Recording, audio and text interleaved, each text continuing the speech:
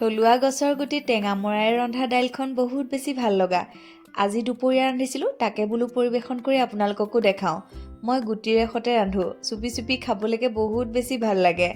মগু, মচুৰ, ৰহৰ দাইল অকণমান সময় তিয়াই ৰাখিলোঁ। আধা ঘণ্টামান তিয়াই ৰাখিলে এটা চিটি লগাই দিলে হৈয়ে যায়।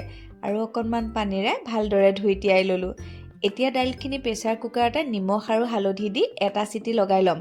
এটা মাত্ৰ চিটি লগালে হৈয়ে গ'ল। নিমখ হালধি দি দিছোঁ, পিছত আৰু নিদিলেও হ'ল। এইফালে 10-12টামান টেঙামৰা লৈছোঁ।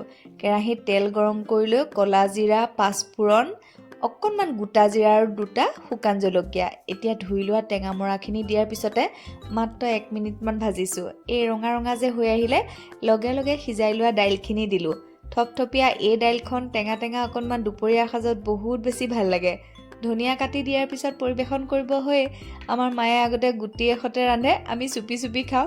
সেই একেধৰণে এতিয়া ময়ো ৰান্ধোঁ, পৰিৱেশন কৰি দেখালোঁ। নাই খোৱা যদি খাবচোন।